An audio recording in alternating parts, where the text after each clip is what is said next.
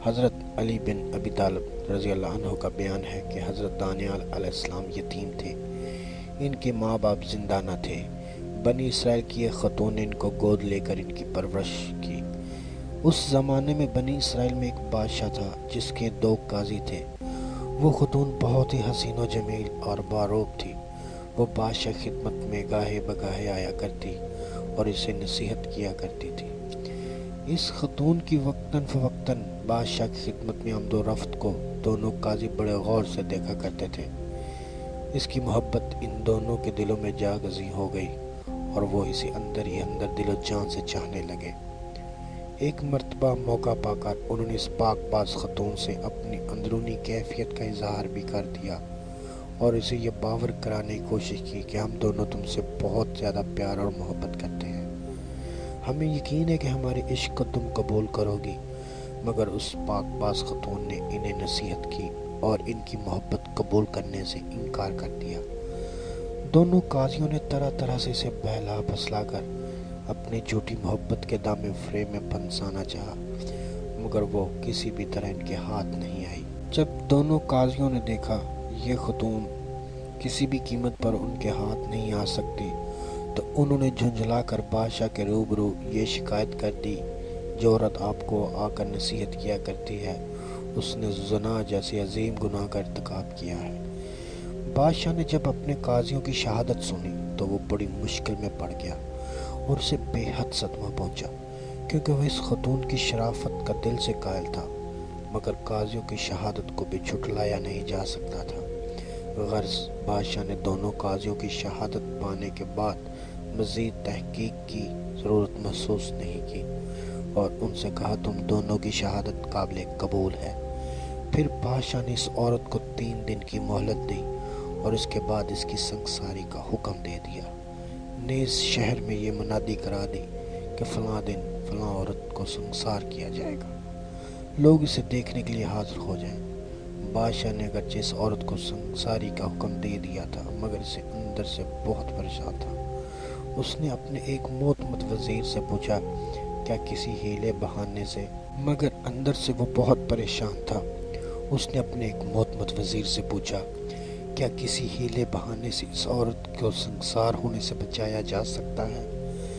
وزیر نے عرض کیا اب جب کہ شہر میں اس کی سنگساری کی منادی کرا دی گئی ہے اور یہ سنگساری کا فیصلہ آپ ہی کے قریبی 2 قاضیوں کی شہادت کی بنیاد پر دیا گیا ہے، پھر ایسی صورت میں اس عورت کی سنگساری کے فیصلے پر عمل نہ کرنے میں کوئی بات مانع ہو سکتی ہے؟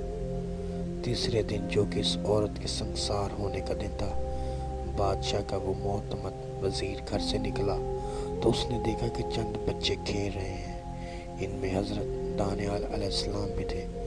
وہ حضرت دانیال علیہ السلام کو نہیں جانتا تھا، تاہم کھڑا ہو کر ان بچوں کا کھیل دیکھنے لگا۔ حضرت دانیال علیہ السلام نے بچوں کو اکٹھا کر کے کہا اے بچوں آؤ، میں تمہارا بادشاہ بنتا ہوں۔ اے فلاں تو زاہد و راہ کی پیک کر فلانی عورت بن جا، اور 2 لڑکوں کو قاضیوں کا کردار دیا اور کہا تم دونوں میری عدالت میں اس عورت کے خلاف گواہی دو۔ پھر خود ہی مٹی کا ڈھیر جمع کر کے اس پر بیٹھ گئے اور ہاتھ میں لکڑی کی ایک تلوار رکھ لی۔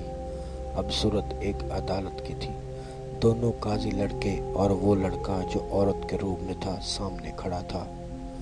حضرت دانیال علیہ السلام نے دوسرے لڑکے سے کہا کہ وہ ایک قاضی کا ہاتھ پکڑ کر دور فلاں جگہ لے جائیں۔ جب وہ چلے گئے تو دوسرے قاضی کو بلا کر سختی سے کہا سچ سچ بتا ورنہ تجھے قتل کر دوں گا۔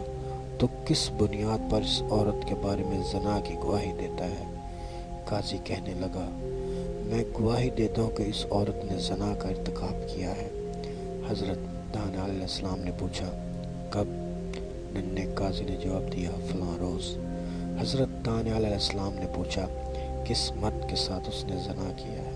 ننھے قاضی نے آگے سے جواب دیا فلاں بن فلاں کے ساتھ۔ حضرت دانیال علیہ السلام نے پھر پوچھا کس جگہ؟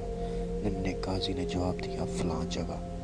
حضرت دانیال علیہ السلام نے لڑکوں سے کہا اس قاضی کو لے جاؤ اور دوسرے قاضی کو میرے پاس بلا لاؤ۔ لڑکوں نے حکم کی تعمیل کی۔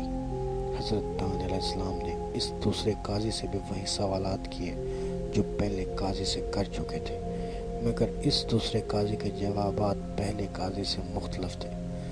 حضرت دان علیہ السلام زور سے اللہ اکبر پکار اٹھے۔ بادشاہ کا معتمد وزیر جو کہ یہ سارا منظر دیکھ رہا تھا، وقت ضائع کیے بغیر بادشاہ کی خدمت میں پہنچا اور اس کو بچوں کا یہ کھیل تماشا کہہ سنایا۔